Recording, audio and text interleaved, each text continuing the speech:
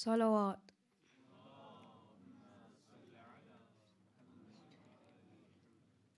أعوذ بالله من الشيطان الرجيم. بسم الله الرحمن الرحيم. عما يتساءلون عن النبأ العظيم الذي هم فيه مختلفون. كلا سيعلمون ثم كلا سيعلمون. ألم نجعل الأرض مهادا والجبال أوتادا وخلقناكم أزواجا وجعلنا نومكم سباتا وجعلنا الليل لباسا وجعلنا النهار معاشا وبنينا فوقكم سبعا شدادا وجعلنا سراجا وهاجا وأنزلنا من المؤسرات ماء ثجاجا لنخرج به حبا ونباتا وجنات ألفافا. إن يوم الفصل كان ميقاتا. يوم ينفخ في الصور فتأتون أفواجا وفتحت السماء فكانت أبوابا وسيرت الجبال فكانت سرابا. إن جهنم كانت مرصادا للطاغين مآبا لابثين فيها أحقابا لا يذوقون فيها بردا ولا شرابا إلا حميما وغساقا جزاء وفاقا. إنهم كانوا لا يرجون حسابا وكذبوا بآياتنا كذابا وكل شيء أحصيناه كتابا فذوقوا فلن نزيدكم إلا عذابا. إن للمتقين مفازا حدائق وأعنابا وكواعب أترابا وكأسا دهاقا لا يسمعون فيها لغوا ولا كذابا جزاء من ربك عطاء حسابا. رب السماوات والأرض وما بينهما الرحمن لا يملكون منه خطابا. يوم يقوم الروح والملائكة صفا لا يتكلمون إلا من أذن له الرحمن وقال صوابا. ذلك اليوم الحق فمن شاء اتخذ إلى ربه مآبا. إنا أنذرناكم عذابا قريبا يوم ينظر المرء ما قدمت يداه ويقول الكافر يا ليتني كنت ترابا. صدق الله العلي العظيم.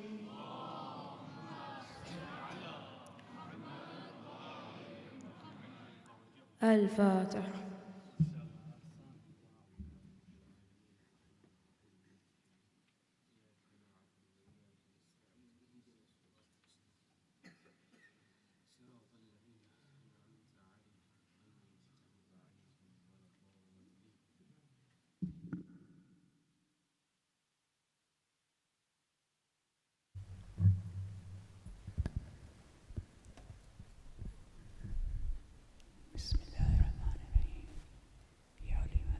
محمد وآل محمد صلوات اللهم صل عليه.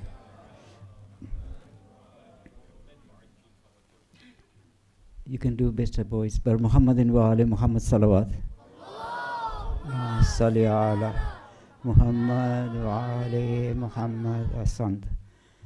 السلام عليكم جميعا ورحمة الله وبركاته. Mu'minin Ruhani Majlis by the family of Marhum Al-Haj Amir Ali Bhai Jamal Datu for the Isale Sawab of Marhum Ghulam Sher Ali, Marhum Sheikh Yusuf Nafsi, Marhuma Tasneem Bhai Awan, Marhuma Sugra Bhai Ramji, Marhuma Marzia Bhai Datu and Kul Marhumins. Majlis by Al-Haj Amir Ali Bhai Muhammad Ali Walji for the Isale Sawab of Marhum Muhammad Ali Bhai Walji, Marhuma Zainab Bhai Muhammad Ali Walji, Marhuma Qaniz Fatima Muhammad Ali Walji, Marhum Mohsin Bhai Muhammad Ali Walji and Kul Marhumins. Majlis by the family of Marhum Al-Haj Ramzan Ali Muhammad Ali Walji for the Saleh Sawab of Marhum Muhammad Ali Bhai Walji, Marhum Ramzan Ali Muhammad Ali Walji, Marhuma Shirin Bhai Muhammad Ali Walji, Marhuma Maryam Bhai Muhammad Ali Walji, Marhum Ali Bhai Bimji, Marhuma Kulsum Bhai Bimji, Marhuma Salma Bhai Walji and Kul Marhumins. Majlis by Sheikh family for the Saleh Sawab of Marhuma Amreen Binti Zulfikar Ali, Marhum Zulfikar Ali Sheikh, Marhuma Farhat Zulfikar Sheikh and Kul Marhumins. You humbly requested recite Surah Fatiha for Kul Marhumins. Al-Fatiha.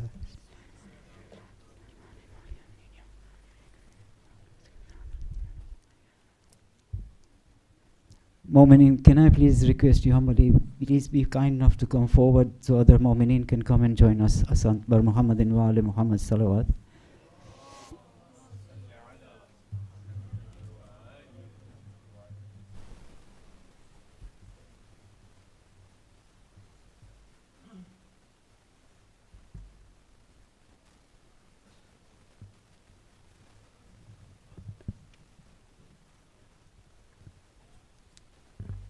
الصلوات.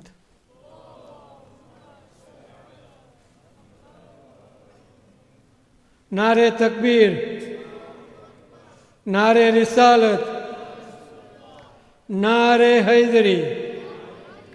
देखने में तो फक्त कुश्ते शमशीर है तू, देखने में तो फक्त कुश्ते शमशीर है तू, लोहे महफूज के अल्फाज की तफसीर है तू, लोहे महफूज के अल्फाज की तफसीर है तू। तूने शैतान से आदम को बचाया सबीर, तूने शैतान से आदम को बचाया Sabir.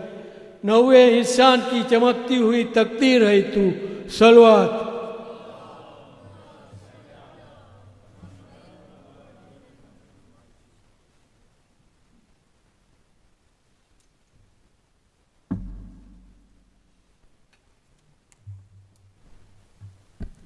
bar Muhammadin wa ali Muhammad salawat. Allahumma salli ala Muhammadin wa ali Muhammad. Mu'minin, we have an overseas visitor, a young man who's traveled from Dubai, and his name is Ali Abbas Bojani. We would like him to come and deliver his 2-minute speech. Please let's welcome the young man with a loud nare salawat.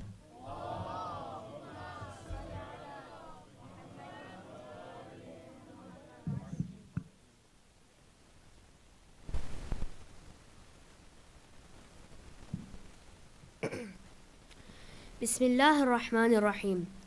O my son, even if it should be the weight of a mustard seed, and it should be in a rock, or in the heavens, or in the earth, Allah subhanahu wa ta'ala will produce it. Indeed, Allah subhanahu wa ta'ala is all attentive, all aware. Surah Luqman, Ayah 18. My dear elders, brothers and sisters, Assalamu alaikum wa rahmatullahi wa barakatuh. This ayah is such an amazing journey of imagination in the Quran. Luqman talks about the weight of a mustard seed hidden within a rock, emphasizing the idea that nothing is hidden from Allah. This metaphor is so simple but has so much depth. Can anyone here even think of anything that is the size of a mustard seed? Would we ever think to weigh a mustard seed? It's atomic, a speck. Just think of a drop of water that's in a cup, and you take this drop of water and tip it into the ocean. Now you imagine you are asked to find this drop. This is the impossibility that Luqman is showing to his son. A tiny mustard seed in the rock, in the heavens or the earth, where our eyes can't see it, our mind can't understand it. It's impossible for us to access, or we don't have power to do it. Allah subhanahu wa ta'ala is lutf, so precise that He can pass through layers of huge rock to get to one tiny seed that anyone else would crush. This mustard seed could be an intention, glance, good deed, a thought, something muttered under your breath. No one could ever imagine it existing. This ayah teaches us about the greatness of Allah. No matter how small or hidden something may seem to us, Allah is aware of it. This gives us a sense of humility and awe towards the vast knowledge and power of our Creator. Luqman is telling his son, there are plenty of things I will have no idea, or you'll have no idea. I won't always know if you're praying or not. I won't always be in your digital footsteps or see any hidden apps. Maybe no one will find out, but Allah subhanahu wa ta'ala will bring it out.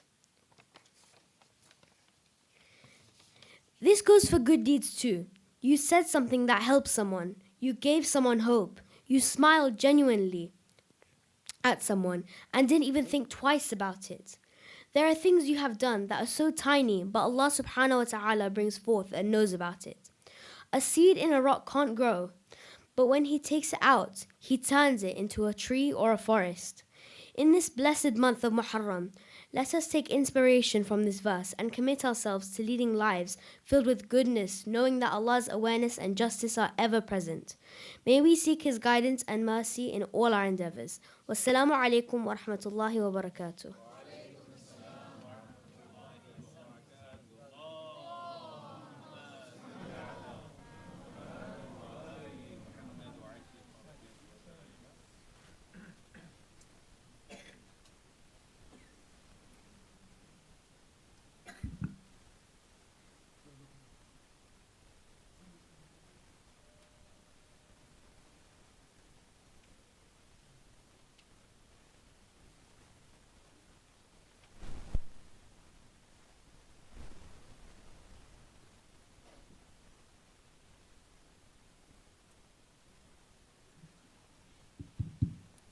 بر محمد و آل محمد صلوات.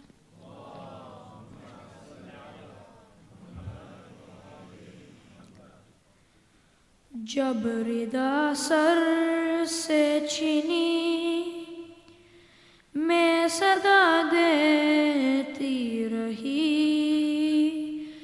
تو نہ آیا غازی. جب ردا سر سے چھینی میں صدا دیتی رہی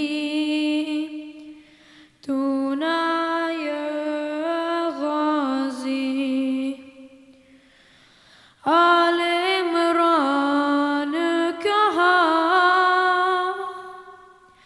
اور زندان کہا یہ بہن قید ہوئی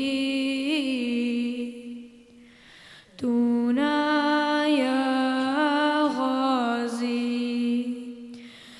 جب ردا سر سے چھینی میں صدا دیتی رہی تو نہ آیا غازی. ہم کو پانی نہ ملے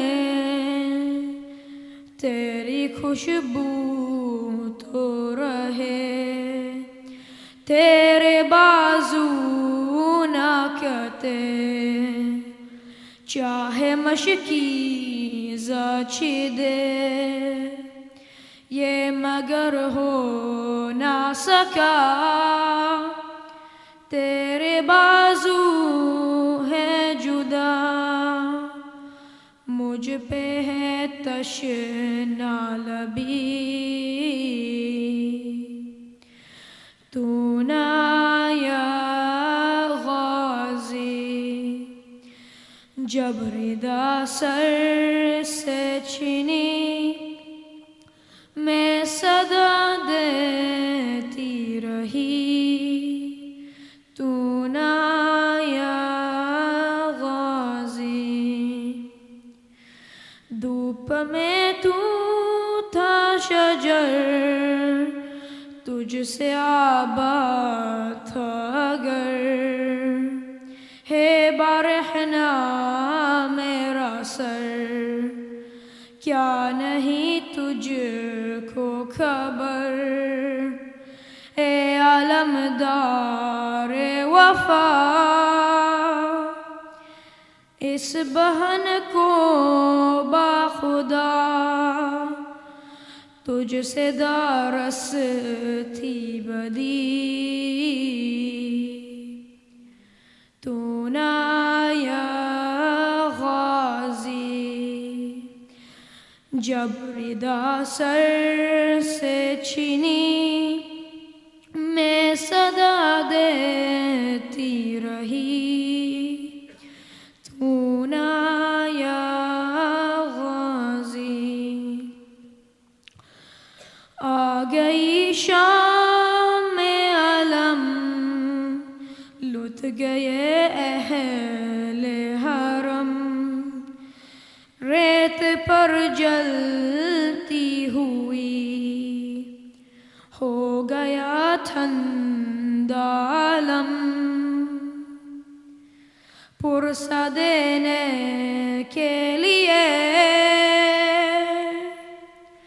مجھ سے ملنے کے لیے آ گئے بابا علی، تو نہ یا غازی جب ردا سر سے چھینی میں صدا دیتی رہی، تو نہ یا غازی کیا کہوں شعر میرے بیریدہ ہم کو لیے، یہ مسلمان سارے شہر در شہر گئے، خلقت کوفہ کبھی خلقت شام کبھی، اور ہم پہ ہنسی، تو نہ یا غازی جب ردا سر سے چھینی میں صدا دیتی رہی، تو نہ یا غازی آل عمران کہا اور زندان کہا، یہ بہن قید ہوئی، تو نہ یا غازی جب ردا سر سے چھینی میں صدا دیتی رہی، تو نہ یا غازی جب ردا سر سے چھینی میں صدا دیتی رہی، تو نہ یا غازی بر محمد و آل محمد صلوات۔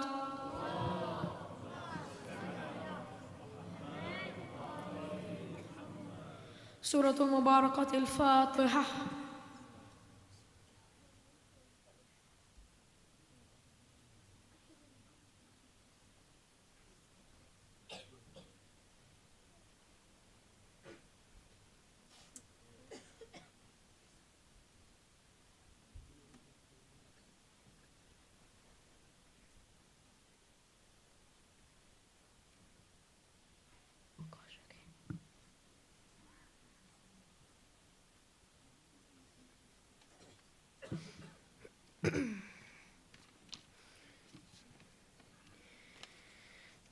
There came a time when there was no response.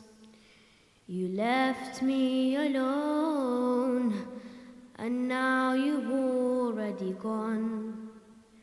I missed you, and now it is too late. I need you, but now just grief awaits. And this is why I bring to you a message that has never been told. A message that the world has seen the seventh heaven cry on.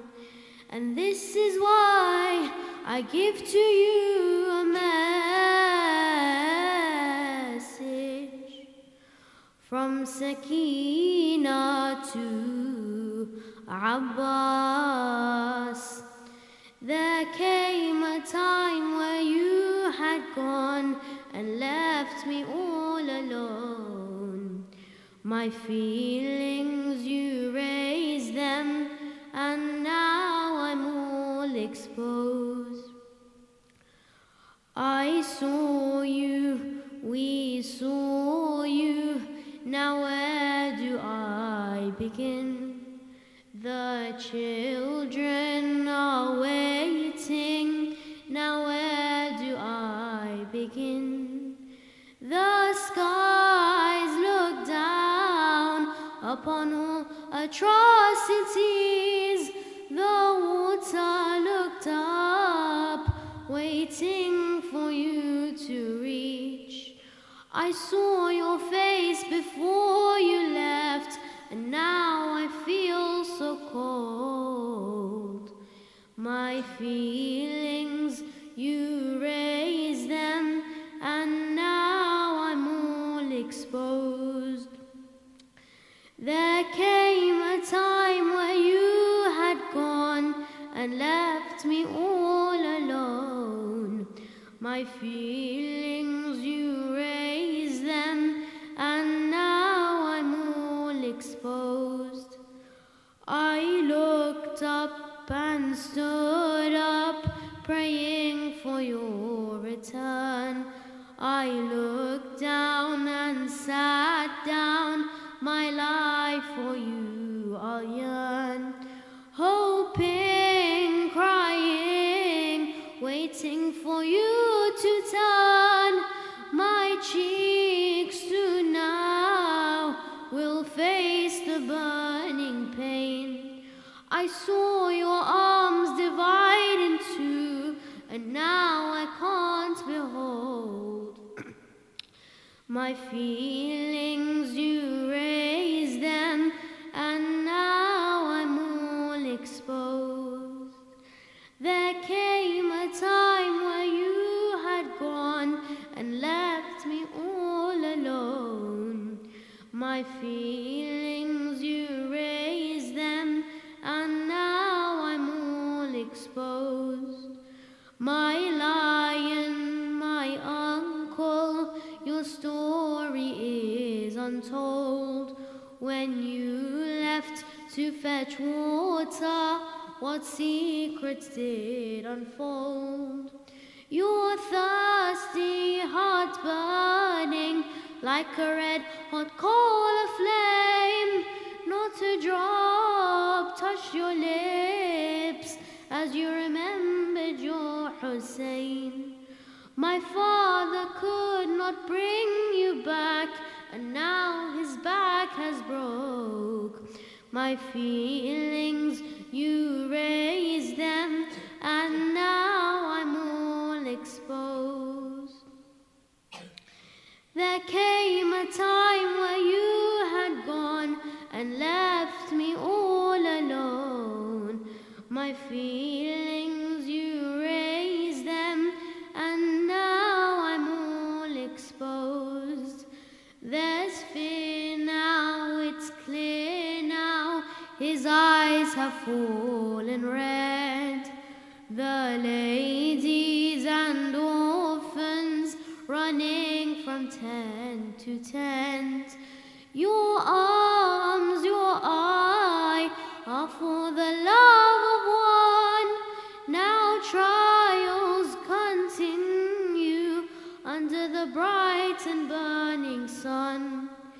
In ropes and chains we leave this place, but mourn forevermore.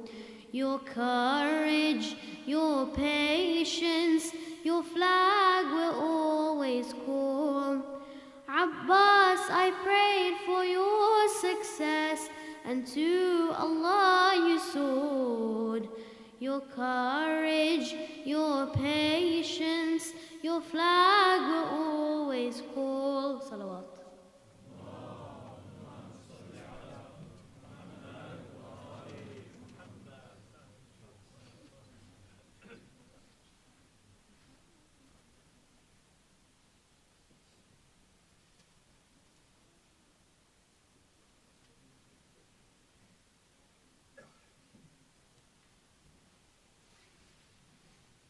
صلوات.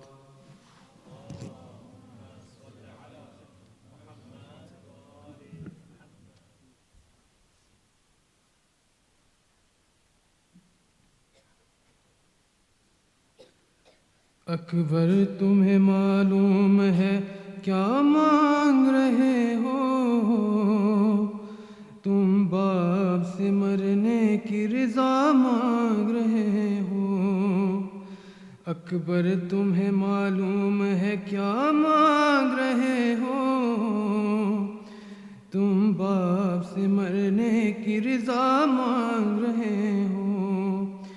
اس عالم غربت میں تمہیں جان دوں کیسے، اس دشت مصیبت میں تمہیں جان دوں کیسے، اس وقت قیامت میں تمہیں جان دوں کیسے.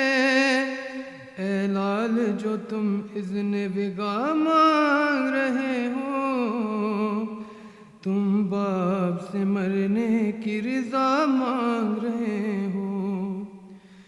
کیا گزرے گی اس باپ کے دل پر نہیں سوچا، تم نے یہ میری جانی اکبر نہیں سوچا. مر جاؤں گا میں تجھ سے بچھڑ کے نہیں سوچا، تم مجھ سے ضعیفی کیا سا مانگ رہے ہو، تم باپ سے مرنے کی رضا مانگ رہے ہو. دل روتا ہے نظروں سے اگر دور ہو بیٹا، کس طرح جدائی تیری منظور ہو بیٹا. تم ہی میری آنکھیں ہو، میرا نور ہو بیٹا. مجھ سے میری آنکھوں کی ضیا مانگ رہے ہو، تم باپ سے مرنے کی رضا مانگ رہے ہو. دنیا سے گیا جس گھری محبوب خدا کا، نانا کی زیارت کو تڑپتا تھا نواسا. اے لال تجھے اس لیے خالق سے تھا مانگا، مقبول ہوئی میری دعا مانگ رہے ہو، تم باپ سے مرنے کی رضا مانگ رہے ہو. اکبر تمہیں معلوم ہے کیا مانگ رہے ہو، تم باپ سے مرنے کی رضا مانگ رہے ہو. سورہ الفاتحہ.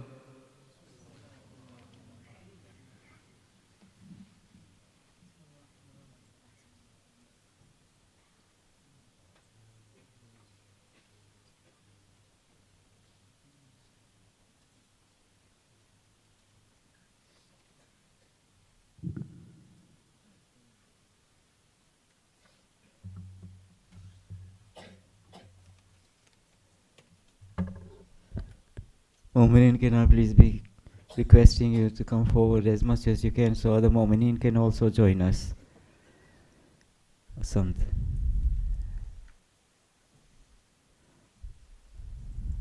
Mu'mineen are humbly requested to please turn their phones on silent. And the most important thing is, as soon as the lecture starts, you are humbly requested to please be seated throughout the lecture, because we don't want any sort of disturbance. It will be highly appreciated if you please adhere to this بر محمد و آل محمد صلوات.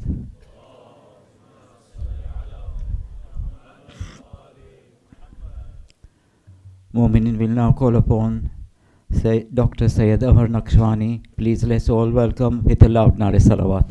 Allahumma salli ala Muhammad wa ali Muhammad.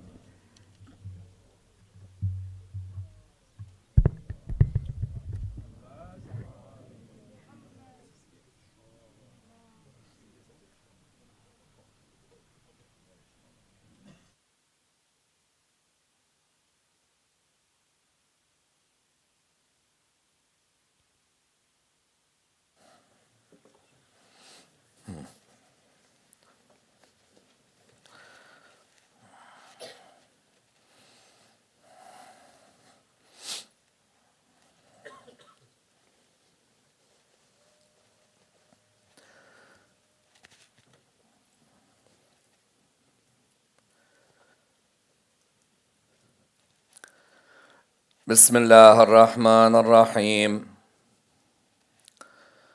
الحمد لله رب العالمين، والصلاة والسلام على سيدنا وعظيمنا وحبيب قلوبنا وشفيع نفوسنا أبي القاسم محمد. الله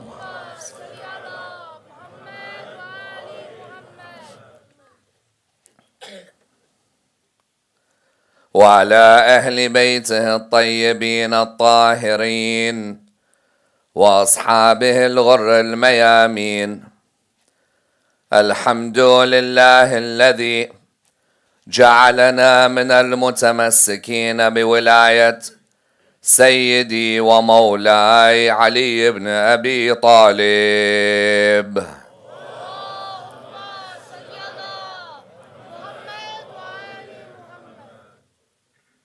الحمد لله الذي هدانا لهذا وما كنا لنهتدي لولا أن هدانا الله. أما بعد، إن كان رفضا حب آل محمد فليشهد الثقلان أني رافضي. The first of our loud salawat in honor of Rasulullah Muhammad sallallahu alayhi wa alihi wa sallam.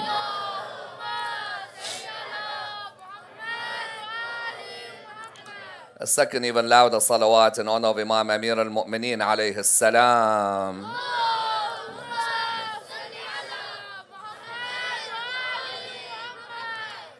A third with your loudest voices in honor of the Imam of our time, Imam Sahib al-Asri wa zaman.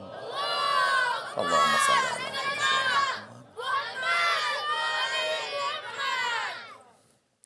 Respected scholars, brothers and sisters, Assalamu alaikum wa rahmatullah wa barakatuh. One of the greatest honors is to be known as a Rafidi. But what exactly does the term Rafidi mean? Indeed, you find that there is a need for analysis of this term. For many times, it is a term used synonymously with the word Shia. Normally, when someone mentions the Shia, they talk of the Rafidah, or they talk of the Rawafid. Why would we be known as the Rafidah? Should we be known as the Rafidah? Should we be proud to be known as Rafidis? We know in our 1400-year history, we've been at the receiving end of many names. Some names have been positive, some have been negative. The first of the names that we were on the receiving end of, in terms of the positive group, was to be known as Shia. Shia, as you know, means the party of, or the followers of, or the group of. Today, for example, if a lecturer says that is the Shi'i opinion, that is a positive statement to make, especially if they are not a Shia. But when they acknowledge our opinion, they acknowledge that we are one of the sects of the history of Islam. Another positive name that we're given by non-Shia is Ja'fariyah, that we are the followers or a group who ascribe to following Imam Ja'far al-Sadiq, salawatullah wa salamuhu alayh. Allahumma salli ala Muhammad. Therefore, someone who is a Hanafi, or someone who's a Maliki, or someone who's a Hanbali, or a Shafi'i, may turn around and say that in our country there is also the Ja'fari, or the Ja'fariya madhab. Another positive is Ithna Ashari, meaning that we are the 12ers. Someone might turn around and say that amongst the Shia, there are a number of subgroups. Amongst them, one of them is the Ithna Ashariya, that we follow 12 Imams after Rasulullah sallallahu alayhi wa alayhi. Those are the positive names. Then there are the names that we've been given by non-Shia as insults to us. That they want to insult us, they will call us with such a name. It's interesting that normally when we address these lectures, someone will say that why is it that the Shia hate on others? First, let's look at how the Shia have been on the receiving end of hate.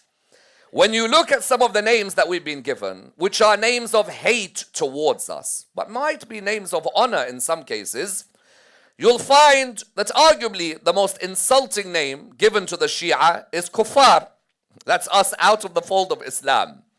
A kafir, disbeliever, Shia in different times, from the time of Rasulullah sallallahu alayhi wa after he died, until today, have at one stage or another been known as kuffar, disbelievers. Say, even if I say La ilaha illallah Muhammad Rasulullah, even. So hold on, how can I be a disbeliever if I utter the Shahadatain? Surely I'm still a Muslim, even if you reject everything else. No, they will bring up their children in some countries, saying that the Shia, no, they're not a madhab, they're not even Muslim. They are what? They are kuffar. Another name we've been given as an insulting name is what? Is Safawids. Yes, a Safawiyya. Why? Because you know, one of the most famous Shia empires in history was the Safawid Empire. Iran was a country that was majority Sunni until 500 years ago. Until 500 years ago, 1501, you had the Safawid Empire. The Safawid Empire lasted for over 200 years. That was the turning point when Iran became a Shia majority country. Before that, Iran was known as one of the most important places in the Sunni world. When you hear these names, Bukhari and Muslim, and you hear Ibn Majah and Tirmidhi and Ghazali and Fakhr al-Razi, these are all Iranian scholars of Sunni Islam. So the moment we were associated with the Safawids, when a person would see the Shia say, you Safawid, that's another insulting name, even though it may not be for us. Another insulting name may be what? Mushrik. Yes, you must have heard that a few times in your time. That you people are mushriks. You make Ali God. You make the Imams God. Therefore you people are mushriks. Another name is Majus, fire worshippers. This may be a name you come across in certain insulting statements against the Shia. That you have a Zoroastrian past. I always say, make up your mind. Am I Mushrik or Zoroastrian? Am I Mushrik or am I Iranian? I still am confused, but no problem. But arguably, the name that non-Shia insult us the most with is the name Rafida. Rafida or Rafd means to reject or to refuse. Why? Because they say that we are those who rejected the first three khulafa, and they are absolutely right. There is no doubt about that whatsoever. I cannot sit here in the year 2024 and sit down and say that I don't. Of course I do. I reject Abu Bakr, Umar, and Uthman's legitimacy as caliphs. But I have my reasoning and my reading for why I reject. Rafd is to refuse or to reject. And because of that, they will not call us Shia, but call us Rawafid, or synonymously. The question then arose that this title, Rafidi, is it a title sanctioned by the Imams of Ahlul Bayt alayhim salam or no? As in, did the Imams ever say that a Shi'i should be proud to be called a Rafidi? Was there ever a situation where an Imam of Ahlul Bayt was told by his companions, because remember, when I look on YouTube today and I see Sheikh Fulan says they are Rawafid, Sheikh Fulan's not the first one. In the time of the Imams, there must have also been what? There must have also been Sheikhs. In the time of the Imams who what? In the time of the Imams, these Sheikhs as well, they must have also had companions of the Imams who asked the Imams that someone's calling me a Rafidi, a rejecter. He knows that I reject the authority of Abu Bakr, Umar and Uthman. Should I be happy with this title or should I not be happy? Is that a title I should have or I should not have? Someone might say, why address this? Because until today, wherever you go in lectures around the world, there are still speakers who say, the filthy rawafid. Many of our youths are baffled sometimes when they hear filthy rawafid about the Shia. Why is the guy calling me a Rafidi? Why doesn't he just call me a Shi'i? The reason we analyze this is so that we understand what is the history of this term Rafidi. Why did the Shia refuse or reject the authority of the three caliphs? Was it that the Shia just woke up one fine day and randomly said, I'm going to pick 3 people out of 100,000 who I'm going to reject? Or was there a basis to my belief? Because at the end of the day, in the year 2024, the Muslim world can develop in 2 ways. Either we hide our beliefs from each other, or we openly talk about our readings of our history, but without being rude to one another. What do I mean? Either a person can sit here on the pulpit and hide what they believe. There are speakers in parts of the Indo-Pak subcontinent. You will see that maybe in their context, they don't mention the name of the caliphs on the pulpit. But what he does is that he may antagonize the crowd by mocking the 3 caliphs. Mocking is not what's needed. What's rather needed is a historical academic analysis. That this is the first Khalifa in Islamic history, which no one can deny, but that this is our position in relation to that Khalifa. And this is why we have a refusal of that Khalifa. Therefore, for us, when we examine the term Rafidi, that term, without a doubt, is an honorific title. If you end your life known as a Rafidi, that is one of the highest levels in the eyes of Allah subhanahu wa ta'ala. But in relation to the non-Shi'i, he's saying it to you to insult you. He doesn't realize that the more you call me Rafidi, the closer I am to the path of Al-Muhammad. Therefore, tonight, let us examine the history of the term Rafidi Shi'i. And why in the following stages. Number 1, how important is it as a human being to have one statement or stand of rejection in a certain moment of your life? Number 2, who were the first Rafidis? Were they in the time of Ahlul Bayt? Or were their names written in the Torah years before Ahlul Bayt alayhim salam were even here? Number 3, when a person comes to Imam al-Baqir alayhi salam and says, they call me a Rafidi, how did Imam al-Baqir alayhi salam reply to that person? Number 4, is it true that Zayd, brother of Imam Zayn al-Abidin, denounced the Rafida? And how did they try and use him to bring this definition?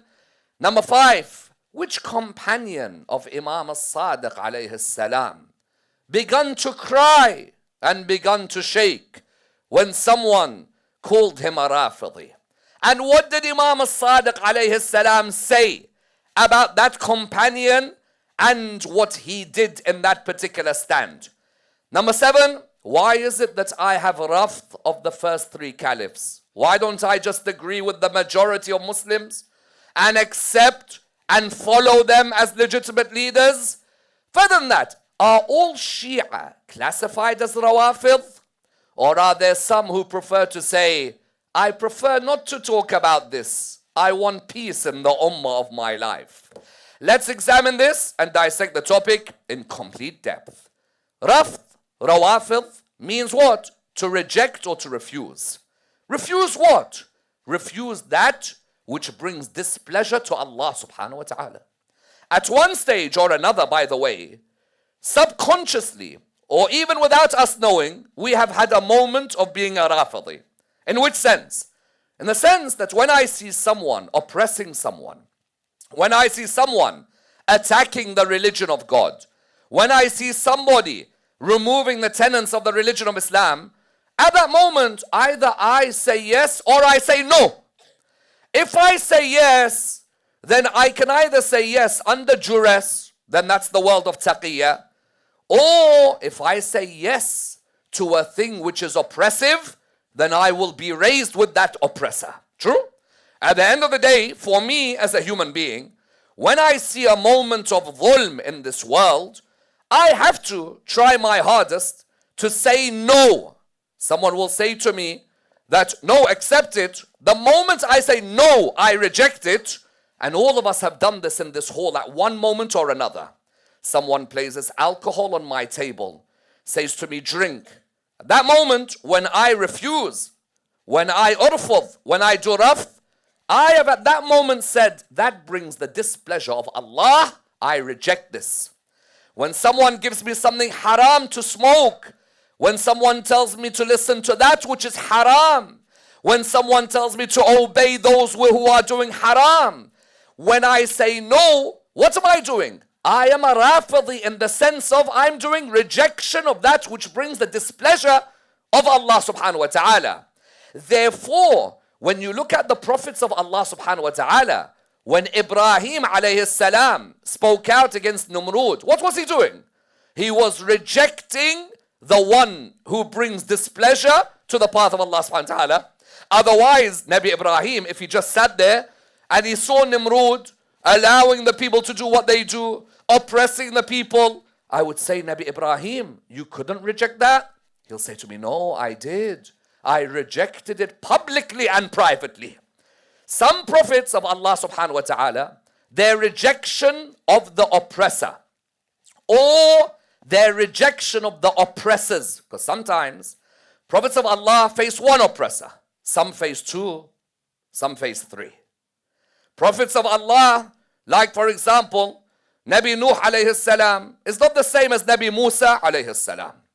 Nabi Nuh may face an entity of oppressors. Nabi Musa faced three main oppressors: the Fir'aun, Qarun, and Haman. Nabi Musa alayhi salam, in his time, he led the path of rejection of the three oppressors of his time. Nabi Musa made it clear that I will never accept the authority of those three: Qarun, Haman, and Fir'aun. Nabi Musa's time was actually the first time that you heard the name Rafida mentioned in relation to who? In relation to the followers of a prophet of Allah subhanahu wa ta'ala. How do we know this? Abu Basir came to Imam al-Baqir alayhi salam. When Abu Basir, the companion of the Imam, came to him, he said to him, Imam, they oppress us because we are what? Because we are called Rafida. They are the ones who confiscate our property. They torture us because we, your Shia, reject their caliphs, reject their authority. Imam al-Baqir alayhi salam turned round to Abu Basir. What did he say? He said, Abu Basir, this title Rafida, who were the first people to do that thing where they reject the authority of the leader of their time? They were from the time of Nabi Musa alayhi salam. He said, what do you mean? He said 70 people from the people of Fir'aun rejected the authority of Fir'aun and joined Nabi Musa alayhi salam. Those 70 were the first people to be given the title Rawafid. Imagine that title. Imam al-Baqir is saying that, do you know what an honor that title is? Those 70 could have easily went with the status quo of everybody else. He said those 70 were so firm in their faith that they rejected Fir'aun, they done rafd of Fir'aun, and they joined Musa alayhi salam. And they were determined with Musa alayhi salam more than Bani Israel. Subhanallah. That person, he rejects the authority of his time, joins Nabi Musa, he was more firm alongside Nabi Musa than even the Bani Israel. And then what did he say? And then after that he said, and they had more love for Harun than even those with Musa alayhi salam. Notice what he says. Imam al-Baqir highlights something here by mentioning Musa and Harun. In which sense? Imam al-Baqir knows the hadith. Ali, anta minni bimanzilati Musa min Harun.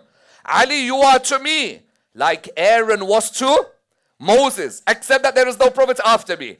Imam al-Baqir says, those people were the first Rawafid. They were the first rejectors, O Abu Basir. Because Abu Basir is coming to Imam al-Baqir, he's saying to him, Mawla, because we are with this title, Rafida, this is causing our houses to be confiscated. Can't we have a more peaceful life instead of us rejecting so and so and so and so? Imam al-Baqir says, you are on the path of those who rejected the Fir'aun of their time and joined Nabi Musa alayhi salam.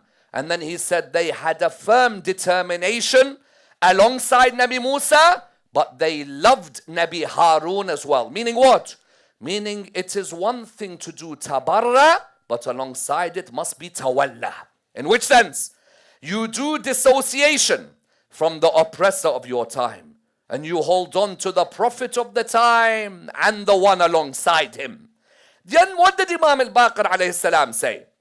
Imam al-Baqir turned around and he said, and know that their names, Allah ordered that their names are written in the Torah for the rejection of what they rejected. Imagine. That means that the names of the Rawafid, those who rejected the authority and the oppressors of their time publicly, it wasn't like they just sat back quietly and said that, you know what, I don't like Fir'aun, publicly. They dissociated from Fir'aun, joined Nabi Musa alayhi salam. It was at that moment Allah, Imam al-Baqir says, Allah subhanahu wa ta'ala said, their names are in the Torah. Make sure you write them within the Torah. Therefore, the term Rafidi did not start with the Ahl al-Bayt alayhim salam. The term Rafidi started in the time of who? Started in the time of Nabi Musa alayhi salam. Nabi Musa, amongst his companions, there were people who followed him, but there were those who joined them, who rejected the authority of the oppressors of their time. And that's why when someone came to Imam al-Baqir alayhi salam, and he said, Imam, people call us Rafida. You know what Imam al-Baqir alayhi salam replied to him? I am a Rafidi too. I am a Rafidi too. I am a Rafidi too. Imagine.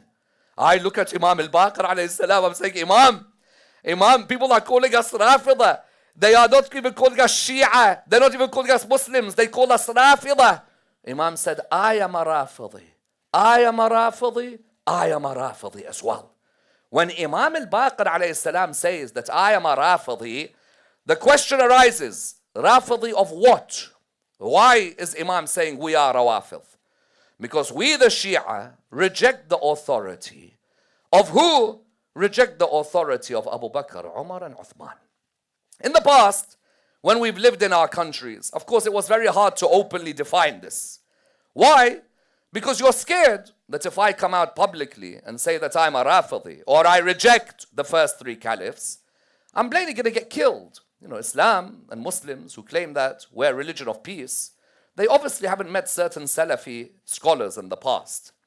Messrs. Bahbahari, Ibn Taymiyyah, Muhammad bin Abdul Wahhab, these people, they don't leave you in reality. If you reject who they want, they will either talk about you in a filthy way, or they will what? They will kill you. In the year 2024, when somebody comes to me and says, that are you a Shia? Yes, I'm a Shia. Are you a Rafidi? Proudly, I'm a Rafidi. Proudly in which sense? In the sense that in my examination of Islamic history, I reject what happened with the three caliphs. I reject their authority. He says to me, what do you mean?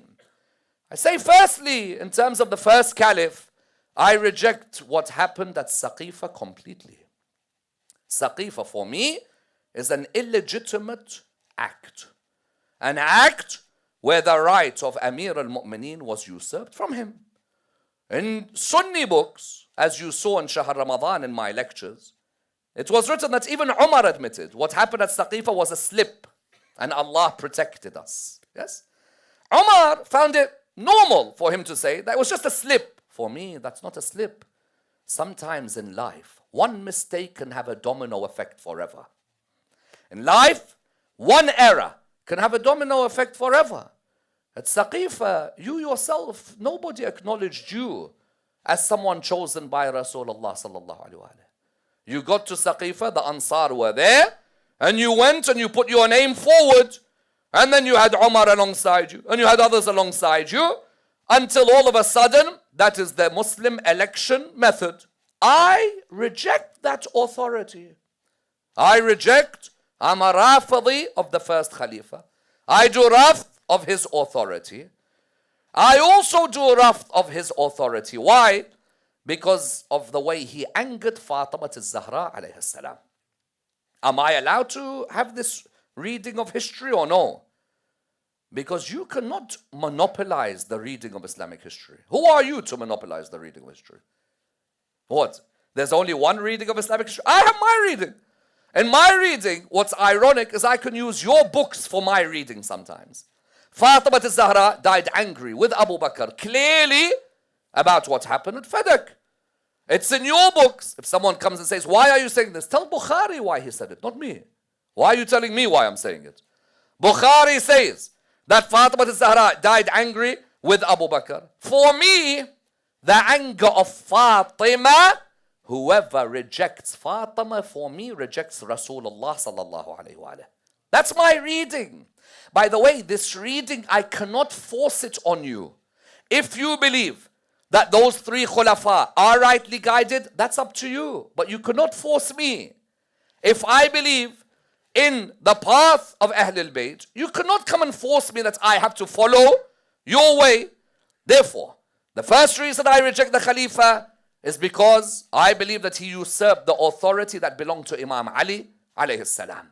The second reason I reject him is because I believe that he angered Fatima al-Zahra alayhi salam. And by the way, that is also the reason that I reject the second Khalifa. Because the second Khalifa clearly was involved in a public spat, if you want to put it in their terminology, with Fatima al-Zahra alayhi salam. And to me, Fatima is a part of me. Whoever angers her, angers me. And whoever angers me, angers Allah. Aren't these the words of our Holy Prophet? Therefore, when I reject the second Khalifa and I'm a Rafidi, I'm saying I'm rejecting someone who angered Fatima al-Zahra alayhi salam. If you want to accept someone who angered Fatima al-Zahra and say, radiyallah anh, may Allah be pleased with him, that's up to you. I cannot force my opinion, but you cannot kill me for my opinion. If you kill me for my opinion, that shows in a way an insecurity on your part. Because if your argument is stronger than mine, then why do I live rent-free in your head? The reality is, you do yours, I'll do mine. I reject the third Khalifa. Why?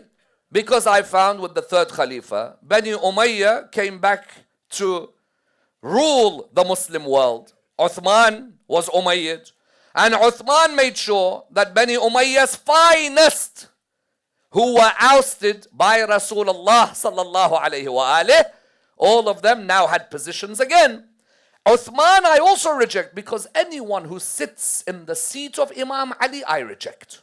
Automatically. Because for me, Imam Ali ibn Abi Talib alayhi salam was the Imam chosen when? Chosen on the day of Ghadir. Therefore, automatically, when I am a Rafidi and someone comes and says that you are a Rafidi, I'm honored that you call me a Rafidi. Thank you. And then they say, what do you mean thank you? I'm insulting you. La wallah, la wallah. You have actually understood my history. You've actually understood how I've concluded. I want you to call me a Rafidi for the rest of my life. Maybe I don't even deserve the title of being called a Rafidi. Someone says, what do you mean? You think that title of being called a Rafidi is a joke? It's simple. Anyone could be called. People lost their necks because of Rafd. People were shot and killed because of their Rafd. Shia virtually in the last 1400 years, there wasn't a century where Shia were not killed because of what? The one thing. What is it? No. That word, no. That word is one of the biggest words you can say in your life. When everyone else is saying yes and you say, no, I don't accept that person. I don't go with that way. Someone says, how is it an honor? I'll tell you how it's an honor. Ammar al-Duhani, companion of our sixth Imam, was in the court of Ibn Abi Layla, the judge of Kufa. While he was in the court, he's come to give a testimony. When he's come to give a testimony, Ibn Abi Layla, huge judge, he says to him, Ammar, we cannot accept your testimony. Why? Said, because you are a Rafidi.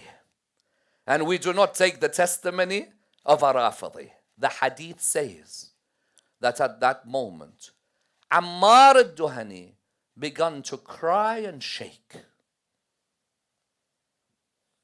Ibn Abi Layla turned around. He said, Ammar, what's wrong with you? You are a knowledgeable person. If this title is giving you difficulty, leave the sect and we will look after you. He said, La wallah, I don't cry because of that. I cry because you've given me a title I don't deserve to have. Allahu Akbar. I cry. Imagine the man's crying. He says, I cry because you've given me a title I don't deserve. Ammar al-Duhani is shaking when he's called him a Rafidi. This man's telling him, listen, calm down. If it's a title you don't like, join us. Leave that path. He said, no. I cry because you've called me a name I don't deserve. He said, my master, Ja'far al-Sadiq, salawatullah wa salamuhu alayhi. He said, my master, Ja'far al-Sadiq, salawatullah wa salamuhu alayhi, told us that the Rafidis were who? Were the magicians who rejected the path of Fir'aun to join the path of Moses alayhi salam. What were those magicians? You imagine you're a magician for the royal court. When you bring your stick, when you put your stick forward, because what was Moses' miracle? Nabi Musa's miracle was magic. And Nabi Isa's miracle was medicine. And the Holy Prophet amongst his miracles was the Quran. Although I believe his miracle was Imam Ali, but we'll come to that in another occasion. Nabi Musa, what was his miracle? The miracle of Nabi Musa was what? The magicians in the court of Fir'aun, these guys used to have sticks that used to look like snakes. Yes? Magicians, they can make that which seemingly you could not believe, it looks real. All of you have seen Messrs. Blaine and Dynamo and God knows who. Sometimes you're looking at what they do, you're baffled with what's going on. These magicians, they used to put their stick down, it looked like a snake. Nabi Musa alayhi salam's stick became an actual snake. Nabi Musa's stick that became a snake gobbled up the opposition. When it gobbled up the opposition, those magicians had a problem now in their life. What is it? The easy life is to just stay quiet and not say no to the leader of that time. It's an easy life. Why? I can pray at home. I can believe in Moses, but quietly. I don't need to say I'm Shia. I don't need to come out publicly. It's a chill life. It brings you no worries. You know what Ammar al-Duhani said? He said, I'm not crying because you've rejected my testimony. I'm crying because you called me Rafidi. I don't deserve that title. You know who that title is really about? Those magicians in the time of Pharaoh. When they saw Moses' stick become a snake, at that moment those magicians, they turned around and they said no to Pharaoh, knowing that they were gonna receive torture and persecution for saying no. But they still said no because they feared Allah subhanahu wa ta'ala. True? Why did they say no? Why do you think when Salman at Saqifa, when Abu Dhar at Saqifa, when Miqdad at Saqifa, when all of these men said no, do you know what happened with these men? They knew that that would bring difficulty to their lives. Because when a man has that principle to say no, knowing everybody else is not with that status quo, that's a different level altogether. What did Pharaoh do to them the moment they said no? Pharaoh said, you rejectors. Subhanallah, Imam al-Sadiq. He says that Pharaoh looked at them and he said, Ya Rawafid, O rejectors, how dare you reject my authority? I will kill you if you do not accept me. They said, kill us. We die on the path of Musa and Harun. And some of us say, kill us. We die on the path of Muhammad and Ali. Isn't that true? Because the easy way for them at that time was what? I'm not going to reject. I'll just stay quiet. Those magicians, you've all read the Quran. I don't need to repeat the verses. You know them well. Didn't he cut them into pieces? Didn't he crucify them? Limb, opposite sides. The ayahs and the Quran are clear. But those people, what did they do? They stood up. They said, no. Islamic history, it looks quite smooth. Rasulullah, Abu Bakr, Umar, Uthman, Ali. Wait. What's going on here? Because when Ali gets in, then they start fighting him. Something's wrong. Then Muhammad's grandson dies 50 years later. Something's terribly wrong. Actually, all Muhammad's grandsons are being executed. Something's a mess here. And that's how people come towards Ahlul Bayt alayhi salam. Because when a person comes towards Ahlul Bayt alayhi salam, they don't come because I just woke up one day and I picked people I want to reject. It was through reading, through analysis, through looking at what's going on and seeing the contradictions. From when Rasulullah tells you Husain is my skin and flesh, to 50 years later Husain's body on the plains of Karbala, someone wakes up and says, what's going on here? There's no way I will accept an authority that leads to Sayyid al-Shuhada on the plains of Karbala, lying there on the ground. So then Ammar al-Duhani looks at Ibn Abi Layla.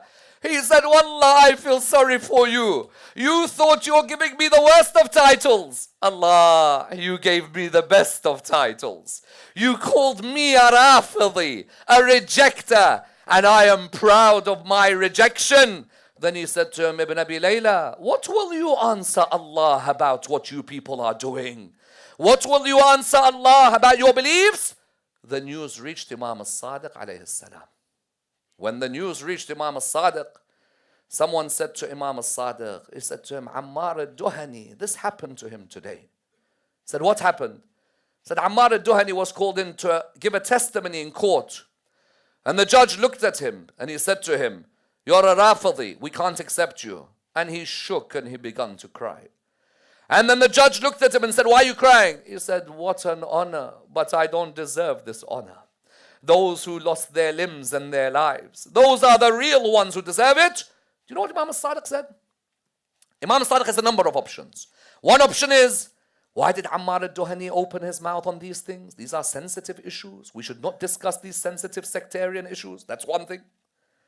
Imam al-Sadiq could have also said, tell my Shia to remain quiet on these things. No, Imam al-Sadiq said, if Ammar al-Duhani's sins were greater than the size of the heavens and the earth, Allah would have forgiven him for this one statement. If Ammar al-Duhani's sins were greater than the heavens and the earth, what is the size of the heavens and the earth? How big is the heavens and the earth? But because of this one stand, where he acknowledged the importance of being a Rafidi and how proud you should be to be a Rafidi, and what an honor it is to be a Rafidi, Allah would have forgiven all his sins were they greater than the size of the heavens and earth, just because of this one statement. One statement. Sometimes it's one kalima, and that's enough. Of course, people knew that the Shia, their strength was the fact that they rejected, that they were free minds. As a Shi'i, I'm free. I don't need to follow your narrative. I'll do my reading. I'll come to my conclusion. You know what they started saying? This Rafida are a group that were given that name by Zayd, brother of Imam Zayn al-Abidin. I said, what do you mean Zayd? I've just proved to you. In the time of Moses, they were called Rafida because they rejected the three oppressors of their time, Pharaoh and Haman and Qarun. They said, no, Zayd, the brother of Imam Zayn al-Abidin, Zayd, the son of Imam Zayn al-Abidin, brother of Imam al-Baqir alayhi salam, he is the one who coined this term. So what do you mean he coined this term? Said that Zayd one day met a group who had come to visit him, and he asked them that, do you love Imam Ali? And they said yes. And do you people, what type of people are they? They said, we dissociate from Abu Bakr, Umar, Uthman. He said, you people are Rafidah, get out of here. Where is this from Zayd? Forget the weakness of the hadiths, forget everything else. What really happened with Zayd? A group came. Zayd was sitting with the Imam al-Baqir alayhi salam. When this group came, they said, listen to the words, we are those who are loyal to Imam Ali alayhi salam, but we will not dissociate from the caliphs. That's a group that you might even find in the Shia. There are some Shia say, look, I love Imam Ali to death, but I prefer not to talk about those who oppress. I don't want to get involved. Zayd looked at them and he said, may Allah cut off your relations the way you've cut off our affairs. Why? Because Zayd was making it clear that you've cut off our affair with your statement that you, if you're a Rafidi Shi'i, if you're a true Shi'i, you are someone who's loyal to Imam Ali but dissociates from those against Imam Ali. I cannot be Shia and sleep in every bed that's available. Yes? When I'm Shia, I am loyal to Mawla and I dissociate. I do tabarra of the opposition. Of course, you know the Umayyads. The Umayyads, because Zayd had rebelled against them, they wanted to spread this rumor. So that if Zayd is said to be someone who attacks the Rawafid, those loyal Shia will not help him. And if Zayd is the one who says you must dissociate, then the general populace will not support him. So the Umayyads concocted this against Zayd, that Zayd was against the Rafidah. He said the Rafidah are not truly followers of Ahlul Bayt. No, not at all. Rafidah was a term used from the prophets of Allah, that when their followers would reject the caliphs of their time, the prophets would say, what an honor, you Rawafid. You had a stand of principle against the caliphs of the time. I ask you all a question. If I'm a Shi'i, say, I have love for Ahlul Bayt, alayhim salam. Why do you call me a kafir? For what reason? You call me a disbeliever. For what reason? I have a love for Ahlul Bayt. I love Fatima al-Zahra, alayhi salam. I love Amir al-Mu'mineen. How did I come to a level where you call me a kafir? On what basis? Even some Sunni ulama were described as Rafidah. Imagine, I want you to all focus on this delicate point. Someone said, Ammar, I thought only a Shia Rafidah. No, there were Sunni ulama. The moment they showed love for Ali, you must be a Rafidi. Allah. There are Sunni ulama who were tortured for their love of Ali ibn Abi Talib. Why? Because the more they showed love for Imam Ali, the more they spoke about Fatima al-Zahra alayhi salam, automatically they were called what? Rafidah. Amongst them who? Amongst them Imam al-Nasa'i, author of the famous Sunan al-Nasa'i. You know, you have Bukhari, Muslim, Tirmidhi, Abu Dawood, Ibn Majah, and al-Nasa'i. Tortured for what? Narrate the merits of Ali. Narrate the merits of Muawiyah. He said, Muawiyah, I have no hadith to narrate about his merits. Nothing. All I have is Rasulullah done a dua. May Allah never satiate his stomach. He said, how about Ali? He said, Ali, from now till Qiyamah, even if you write all his merits will not be enough. Tortured. Tortured. Another one, Tabari. You've read the Tariq of Tabari. You have Shia inclination. Another one is who? Another one you find is who? Another one you find alongside those was the famous Imam, who is known as who? Imam al-Shafi'i. Yes? Imam al-Shafi'i, all of you know, Hanafi, Maliki, Shafi'i and Hanbali. Imam al-Shafi'i, would you believe was called a Rafidi? Someone says, no, Imam al-Shafi'i is Sunni through and through. He is an Imam of the Sunni school. No, he was called a Rafidi. And he replied to those who called him a Rafidi. Sometimes you think us Shia are the only ones who call the Rafidi. No. If a Sunni, a person who's just and who loves Ahlul Bayt, if a Sunni loves Abu Bakr, Umar, Uthman, that is completely up to them. That's up to them. That's their reading of history. I respect their reading. I don't have to agree with it, but I respect it. They came to a conclusion. They have the free will to come to that conclusion. Imam al-Shafi'i, he loves Abu Bakr, Umar, Uthman. But he adored Imam Ali ibn Abi Talib. He adored Fatima al-Zahra. He loved sitting in their majalis where their names were praised. You must be a Rafidi undercover. So, Baba, I'm not a Rafidi. What's wrong with you? I support, but I also love Ahlul Bayt. Rafidi. Until he came out with lines where he would reply to those who would call him a Rafidi. Amongst his lines is the one I quoted at the beginning of the lecture. What is that line? Listen to that line. إن كان رفضا حب آل محمد فليشهد الثقلان أني رافضي. If it is counted as rejection to be a lover of Al Muhammad, then let the humans and the jinn testify that I'm a Rafidi. Imagine, Imam al-Shafi'i is not a small person in the world.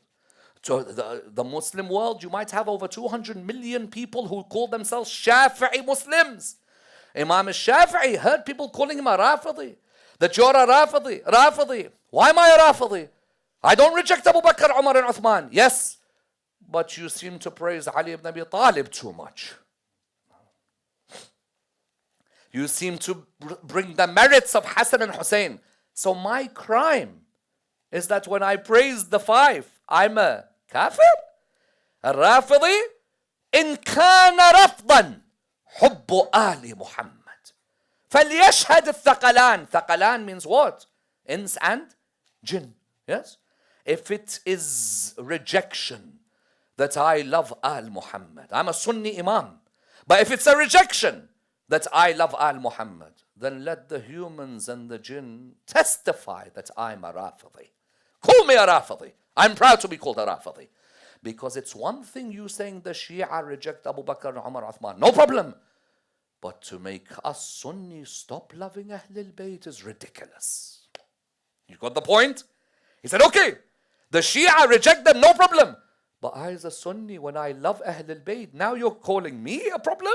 How am I a problem?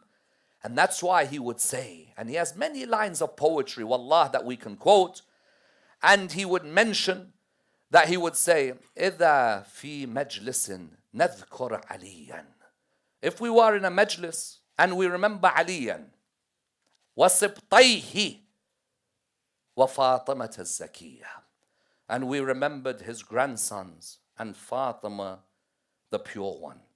يقال تجاوزوا يا قوم هذا فهذا حديث الرافضية فهذا من حديث الرافضية. They would say that, oh people, this is from the hadith of the Rafida, that he's remembering Ali and Fatima. برئت إلى المهيمن من أناس يرون الرفض حب الفاطمية. Then I dissociate from those people who say that Rafd is to love Fatima al-Zahra alayhi salam. Imagine. That's a huge line of poetry. Understand the lines that the man's saying. The man's saying, you were calling the Shia Rawafid. I got you to call me a Sunni Rafidi as well. Simply because I love Hassan and Hussein. And I love Fatima. And I love Ali. That's going too far. That's going too far. إِذَا فِي مَجْلِسٍ, if we are in a majlis, نذكر عليا وصبطيه وفاطمة الزكية. يقال تجاوزوا يا قوم هذا فهذا من حديث الرافضية. برئت إلى المهيمن من أناس يرون الرفض حب الفاطمية. That poem, by the way, is one of the most powerful poems from any Sunni Imam ever written. Because what's he saying in that poem? We're living 150 years after Rasulullah has died. And now, even when we want to praise Ali ibn Abi Talib, you're calling us Sunnis Rafidis. I'm not understanding. calling them one thing. But even the one who loves Fatima al-Zahra is a Rafidi. The one who loves Hassan and Hussein is a Rafidi. How could you go to that far when you claim that you are amongst those who loves Muhammad and Al Muhammad? And that's why for us, it's a huge title and it's a burden, mind you. It's a burden. Do you know why it's a burden? Because when you become a Rafidi and you reject those who oppressed Al Muhammad, you could end up losing friends. You could end up losing visas. You could end up losing business contacts. You can end up with people attacking you. If they attack you, for what reason do they attack you? If you're a true Rafidi. If they attack you, some might attack and say that let's not openly talk about our Rafd. If you can't do it in 2024, when are you going to do it? If this was 1970, 1980, I'd say that the world is a place where they'll finish you. Today, the world, everybody can express their opinions. You live in society in Britain. If someone can express their opinion, you express yours, but not to do it insulting anyone. We don't need to insult any personality. If I talk about the caliphs, I can talk about what my opinion is, why I reject them, but language which is vulgar is not needed. That's not needed. Otherwise, we examine. I reject so-and-so, and I bring up my children so-and-so. Number two, you cannot be a Rafidi because you do tabarra, while at home your akhlaq is the worst akhlaq. This is a vital point. There are many who walk around, I'm a Rafidi, I am a Rafidi.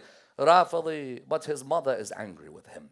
Rafidi, but he is someone who hurts his family, who's a nuisance in the community, who slanders everyone's reputation. Don't call yourself a Rafidi. Ammar said, I don't deserve that title. That title is for those who are ready to lose their lives. And that's why sometimes people even ask me that when you discuss such things, aren't you worried about your life? I say, then what is the story of those magicians with Musa? What's the story of those who gave their lives away next to Amir al-Mu'mineen, Jamal and Safin? Those were the ultimate Rafidis. Yes, you know, Imam al-Hussein, his army were rejectors. They were all rejectors. They were open in Tabarra and Tawalla. They rejected the authority of Saqifa. And they were originally soldiers of his father. And soldiers of his father who fought at Jamal and As-Safin. You know, when you hear these names, Habib ibn Madahir, Muslim ibn Aqil, Anas ibn al-Harith, these were all rejectors, Rawafid, alongside Imam Amir al-Mu'mineen. At Jamal, they didn't just reject the camel rider. They rejected her dad more than they rejected her. They were people who were open in their dissociation. But the reality is that at the time, just before Karbala, there were Shia of different types who were around. There were those Shia who would say that we are loyal to Imam al-Hussein, but we don't reject anyone else. We prefer to be on everybody's side. Then there were those who were loyal to Imam al-Hussein, who dissociated from the opposition. Where could you see this clearly? Kufa. Kufa, people say, lots of Shia were in Kufa. Shia had a great number in Kufa, but they were a minority. Did you understand that point? There was a great number of Shia in Kufa, but they were a minority in the general population. The general population of Kufa was not Shia, but the Shia had a healthy community. For example, I say, there is a large community of the Khawaja community here in Peterborough, but that doesn't mean the whole of Peterborough is Khawaja. But the community is a large one. Likewise in Kufa. And from the Shia in Kufa at that time, there were Shia who believed Imam al-Hussein was chosen by Allah. And there were Shia who said Imam al-Hussein is our leader, but he's not chosen by Allah. And that's what Muslim ibn Aqil had to face when he reached there. Muslim ibn Aqil, when he reached Kufa, what did he see? He saw that there were different elements of people. They were generally united on one thing, and that is Imam al-Hussein alayhi salam. We want him to come here, and we don't want Yazid. We want to reject Yazid. Why? Because Imam al-Hussein said no to Yazid, rejected Yazid's authority. We want to do the same. But some of them were ready to lose their life doing it. And others maybe were not so ready. Because there's some Shia who talk the talk, but when it gets tough, he says, no, don't talk too much about these things. I get a bit rattled. Then there are those who are like, life is too short. As Imam al-Hussein once said, he said, if bodies are meant to die and decay, then let my body be cut into 1,000 pieces. At the end, what is your principle that you stood for? What's your legacy that you stood for? That's what you will be remembered for. The Kufans, Muslim ibn Aqil reaches there. There are a mishmash of different groups. Wallahi, there were some, they lost their limbs for Muslim ibn Aqil. There were some Shia in Kufa, beheaded, tortured, executed by Ibn Ziyad, la'natullah alayh. Ibn Ziyad made sure that that was a hub of the Shia. You need to get rid of the good ones. And they will still speak while they are being killed. Who did he put in prison? Mukhtar al-Thaqafi, Maytham al-Tammar. Get rid of those guys. They're in prison. Who did he execute? There was some he needed to execute, especially Hani bin Urwa. He got rid of Hani bin Urwa. He got rid of the tribal leaders of the Shia. Bloodbath in Kufa. Shia heads everywhere. All he needed now was the Gharib of Kufa, Muslim ibn Aqil. Muslim that night, on a night like the nights that we remember him, that night, imagine you lead the prayer in Masjid al-Kufa, but when the going gets tough, the Rafida are few. At the beginning, 100 people in Jama'ah. As he's leaving, 30. As he gets to the door, not one person was alongside him. And you imagine that he has to wander the streets of Kufa. Wander that street of Kufa, wondering for himself? No. Muslim is too high to think about himself. Never ever imagine Muslim ibn Aqil once thought about himself. Muslim ibn Aqil's life was Imam al-Husayn alayhi salam. Muslim ibn Aqil's whole dedication was Imam al-Husayn, because a Shi'i Rafidi is someone who has 100% loyalty to the Imam of their time. Muslim ibn Aqil wandering the streets and he's thinking, Abu Abdullah is heading towards this place. And clearly their hearts may have been with him, but their swords are against him. He sits near a house while he's wandering, and he knows there are people on behalf of Ibn Ziyad who are searching the streets of Kufa. Take your hearts on a night like this to Kufa. Those of you who've been to the Dharih of Muslim ibn Aqil, ask for your hajat on a night like this. That night, Muslims sat outside the house. This young girl came out. She looked at him. She said, "Oh man, why are you here?" He said that I am someone who is just wandering around here. If you don't mind, just get me some water so I can drink. The narration mentions she went inside, and then when she came out, she noticed that Muslim was there, but her mum noticed her as well. Her mum was called Taw'a. The mother turned around to the daughter. She goes, "What's wrong?" Then she looked at Muslim, not knowing who Muslim is. So she said to him, "Oh man, why are you here? Why are you sitting over here?" And then she looked at her daughter and she said to her daughter, "What is it? Has he angered you with something?" Then the daughter said, "No, he hasn't." So she said, "Then why do you look sad? You must have said something." She said that he looked at me and said that he's a stranger in this town with no one to support him, no one to look after him. At that moment, Taw'a looked at him. She said to him, "May I know your name?" He said to her, "Yes." She said to him, "Tell me your name." He said, "I am Muslim, the son of Aqil." She said to him, "Are you Muslim, the son of Aqil, son of Abu Talib?" He said to her, "Yes, I am." She said to him at that moment, "Then your uncle is my master, Ali ibn Abi Talib." He said to her, "Yes, that's my uncle." She said to him, "Hurry up and come inside. They are looking for you with a ransom in which they want to take your body and they want to behead you." Muslim ibn Aqil that night, he slept in his bed. In his dream, he saw the family of Rasulullah sallallahu alayhi wa alih. When he saw the family telling him, "Muslim, come back to us," he knew that that night would be his final night. When he woke up, the house was surrounded by the soldiers of Ibn Ziyad, all of them baying for the blood of Muslim ibn Aqil. All of a sudden, he bid farewell to Taw'a and thanked her. And then, as one poet says, he said to her, "One day my daughter or my children may come past Kufa. Send my salams if you were ever to meet them." At that moment, When he came out to fight, they began to surround him, attacking him from every angle, but they could not get past him until one of them shouted out, "Do you think this is one of the greengrocers of Kufa? This is Muslim, the son of Aqil, the nephew of Ali ibn Abi Talib." At that moment, more and more men came until a man struck him from behind on his head. As he fell, another struck him with the bar. As he fell, another hit him. Then they dragged his body along the streets of Kufa. May Allah reward you over your tears for Muslim ibn Aqil. These are his final moments. When he was carried to the top of the castle, Umar bin Sa'ad and Ubaidullah bin Ziyad were both there. They said to him, "Oh, is there any final wish that you have?" He said to them, "There is a debt that I need paid." Umar bin Sa'ad said, "We will not pay it." Ibn Ziyad said, "Be a man and look after his debt." Then he said, "Is there anything else?" He said, "Tell Abu Abdullah not to come towards this direction. Assalamu alayka ya Aba Abdullah." They brought his head to the top of the castle. My dear brothers, mu'mineen, may Allah give you sabr. They pushed his body over the castle and on the ground of Kufa.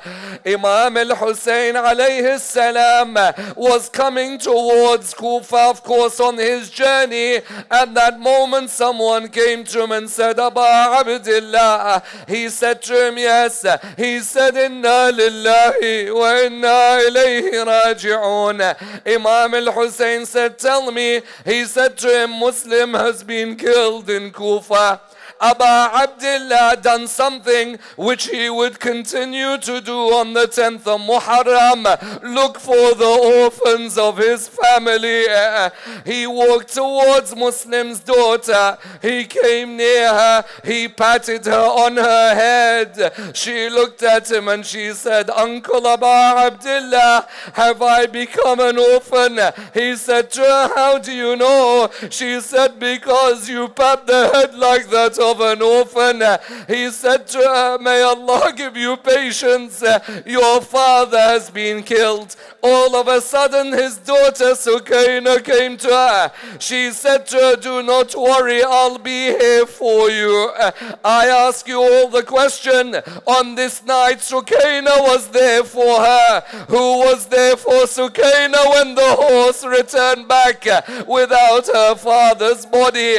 With Sukaina calling out, "Oh horse, where's my father? Where did you take my father?" I'll leave you with this line, which one of the poets talks about. When they came towards Kufa, the prisoners were all being captive in Kufa. All of a sudden, Taw'a came. She said, "Where is the daughter of Muslim ibn Aqil?" All of a sudden, the daughter said, "I'm his daughter." Taw'a said, "I want to tell you about your father." The poet completes it with this line. It's as if she looked at her and said, "Before you tell me, I want to ask you one thing." She said to her, "Go ahead." She said, "When my father fell, did anyone hold his body? When my father fell, did anyone bury his body? Did you hear the breaking of bones when he fell? Tell me about my father. I beg you, tell me how he died." Inna lillahi wa inna ilayhi raji'un. With these tears, raise your hands, ask for your hajat. All of us have hajat in this hall. Ya Allah, raise us with Muhammad and Al Muhammad. Ya Allah, allow us to have the honor of being known as Rafidi in the way that you'd want us to live. We pray to Allah subhanahu wa ta'ala for the ziyarah of Muslim ibn Aqil alayhi salam and his shafa'ah on the day of judgment. The originators of this majlis, bless them with the intercession of Muhammad and Al Muhammad. There are those who have asked me, me to recite the ayah of the Quran. Some of you have family members who are not feeling well, others going through trials and tribulations. Let's all recite in our loudest voices, raising our hands like we are on the plains of Arafah, or like we are under the dome of Sayyid al-Shuhada in Karbala. How would you raise your hands if you were there? All of us together. Bismillah ar-Rahman ar-Rahim. أَمَّا يُجِيبُ الْمُضْطَرَّ إِذَا دَعَاهُ وَيَكْشِفُ السُّوءَ. All together. أَمَّا يُجِيبُ الْمُضْطَرَّ إِذَا دَعَاهُ. Imam Ali says in Dua Kumail, إِلَيْكَ يَا رَبِّي نَصَبْتُ وَجْهِي وَإِلَيْكَ يَا رَبِّي مَدَدْتُ يَدِي. Extend those arms. أَمَّا يُجِيبُ MashaAllah, MashaAllah, MashaAllah. أَمَّا يُجِيبُ الْمُضْطَرَّ إِذَا دَعَاهُ. MashaAllah, I'm proud of these young ones at the front. أَمَّا يُجِيبُ. We pray to Allah subhanahu wa ta'ala the Surah Al-Fatiha for your marhumin and our marhumin and all the marhumin of the listeners and those who instilled in us the love of Imam al-Husayn alayhi salam. But before it, the loudest of your salawat. Allahumma salli ala Bismillah ar-Rahman ar-Rahim.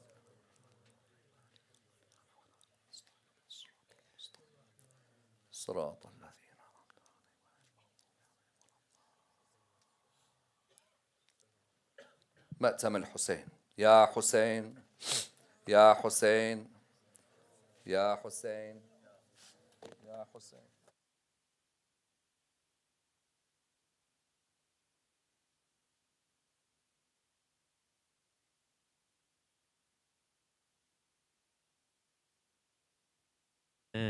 يا حسين يا حسين يا حسين يا حسين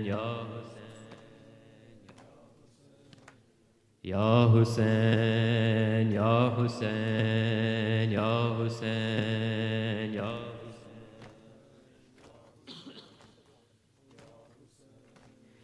جب مجھے آپ کے قاتل نے ہے مارا بابا، جب مجھے آپ کے قاتل نے ہے مارا بابا، جب مجھے آپ کے قاتل نے ہے مارا بابا، جب مجھے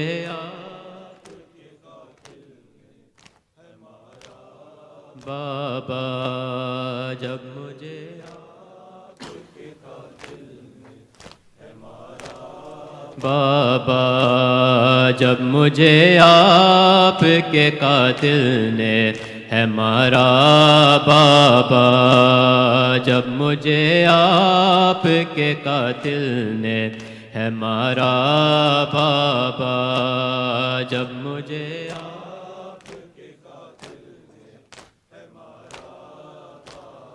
ہر تماچے پہ سکینہ نے، ہر تماچے پہ سکینہ نے پکارا بابا، جب مجھے آپ کے قاتل نے ہے مارا بابا، جب مجھے آپ کے قاتل نے ہے مارا بابا، مجھے بالوں سے پکڑ کر ہے تماچے مارے، مجھے بالوں سے پکڑ کر ہے تماچے مارے، میں نے سرشمر سے مانگا جو تمہارا بابا، جب مجھے آپ کے قاتل نے ہے مارا بابا، جب مجھے آپ کے قاتل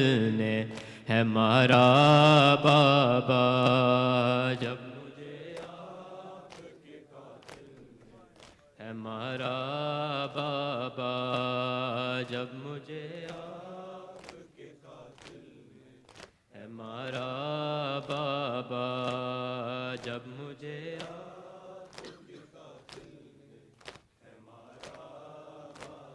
آپ کے سینے پہ آرام سے سونے والی، آپ کے سینے پہ آرام سے سونے والی، سو کے اب خاک پہ کرتی ہے گزارا بابا، جب مجھے آپ کے قاتل نے ہے مارا بابا، جب مجھے آپ کے قاتل نے ہے مارا بابا، جب مجھے آپ کے قاتل نے ہے مارا بابا، جب مجھے آپ کے قاتل نے ہے مارا بابا، جب مجھے آپ کے قاتل نے ہے مارا بابا، وہ جو در آپ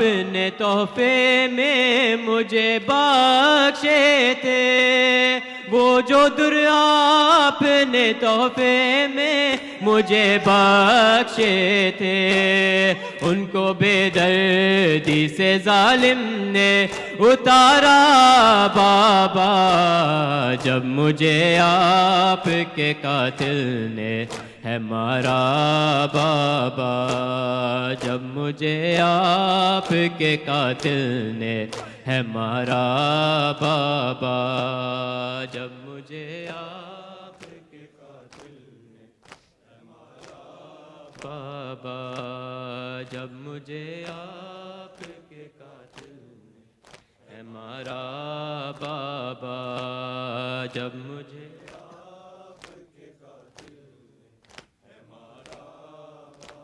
نو کے نیزہ پہ اسے دیکھوں تو دیکھوں کیسے، نو کے نیزہ پہ اسے دیکھوں تو دیکھوں کیسے، میرا اصغر تھا مجھے جان سے بھی پیارا بابا، جب مجھے آپ کے قاتل نے ہے مارا بابا، جب مجھے آپ کے قاتل نے ہے مارا بابا، جب مجھے آپ کے قاتل نے ہے مارا بابا، جب مجھے آپ کے قاتل نے ہے مارا بابا، جب مجھے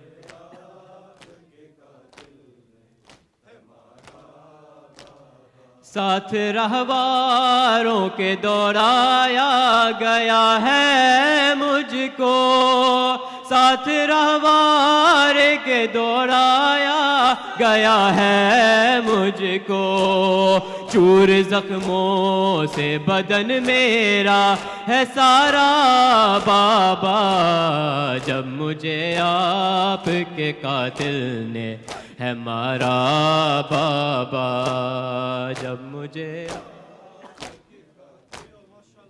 ہے مارا بابا، جب مجھے آپ کے قاتل نے ہے مارا بابا، جب مجھے آپ کے قاتل نے ہے مارا بابا، ہر تماچے پہ سکینہ نے، ہر تماچے پہ سکینہ نے پکارا بابا، جب مجھے آپ کے قاتل نے ہے مارا بابا، جب مجھے آپ کے قاتل نے ہے مارا بابا، یا حسین یا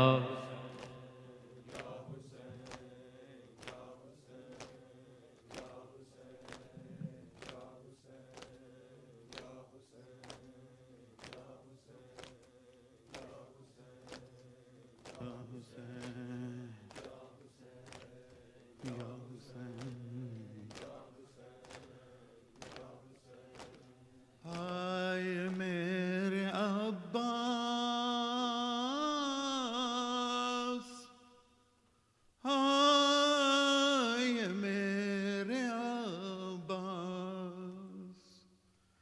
تو نایا غازی جبری تھا اثر سے چینی میں صدا دیتی رہی تو نایا غازی جبری اثر سے چینی میں صدا دیتی رہی تو نایا غازی آل عمران کہاں اور زندان کہاں یہ بہن قید ہوئی تو نایا غازی جبری داسر سے چنی میں صدا دیتی رہی تو نایا غازی ہم کو پانی نہ ملے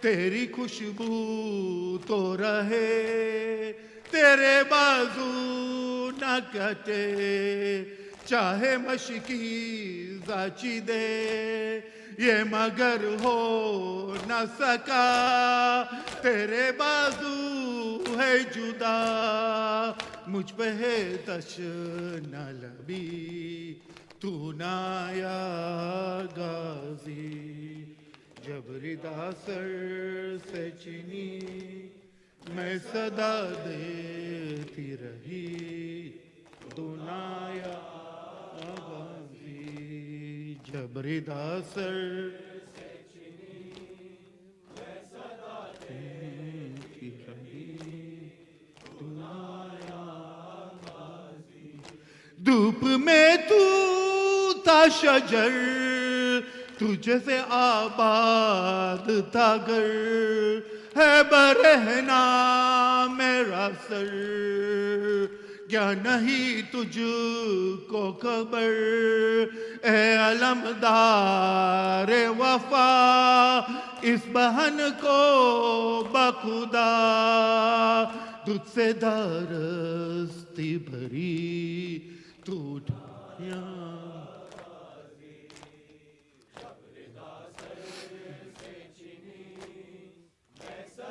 دیتی رہی تو نایا جبری داسر سے چنی میں صدا دیتی رہی تو نایا غازی آ گئی شام علم لٹ گئے اہل حرم ریت پر جلتی ہوئی ہو گیا ٹھنڈا عالم پرسہ دینے کے لیے مجھ سے ملنے کے لیے آ گئے بابا علی تو نایا غازی جبری داسر سے چنی میں صدا دیتی رہی تو نایا غازی جبری داسر سے میں صدا دیتی رہی تو نایا غازی کیا کہوں شعر میرے بیریدہ ہم کو لیے یہ مسلمان سارے شہر در شہر گئے کھلکتے گوفہ کھلکتے شام اور ہاں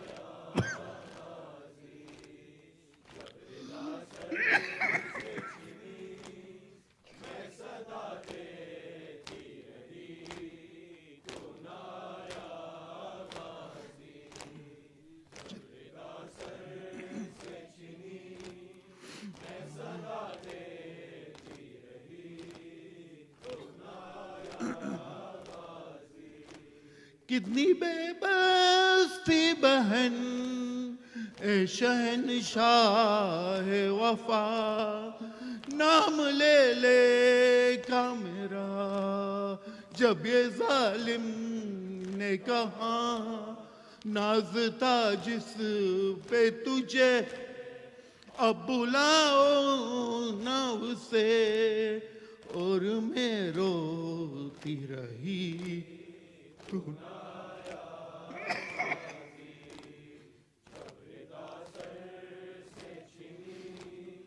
میں صدا دیتی رہی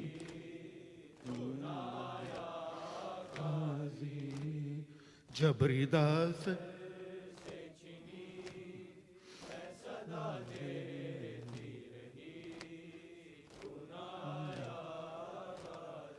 آل عمران کہاں اور زندان کہاں یہ بہن قید ہوئی تو نایا غازی جب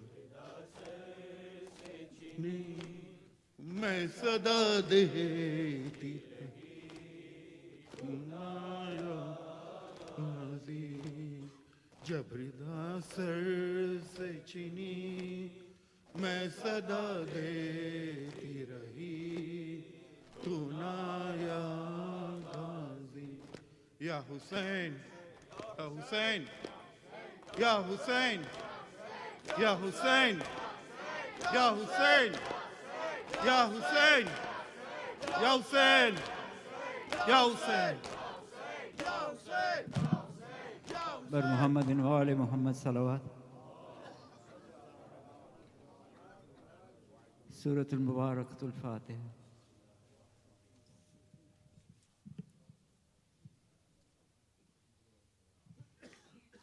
السلام عليك يا رسول الله، السلام عليك يا أمير المؤمنين، السلام عليك يا فاطمة الزهراء، السلام عليك يا خديجة الكبرى، السلام عليك يا حسن المجتبى، السلام عليك يا أبا عبد الله الحسين، وعلى 9 المعصومين من ذريتك علي بن الحسين ومحمد بن علي وجعفر بن محمد وعلي بن محمد والحسن و9 المعصومين من ذريتك علي بن الحسين ومحمد بن علي وجعفر بن محمد وموسى بن جعفر وعلي بن موسى ومحمد بن علي وعلي بن محمد والحسن بن علي والخلف الحادي المهدي حججك على عباد. والسلام عليكم ورحمة الله وبركاته.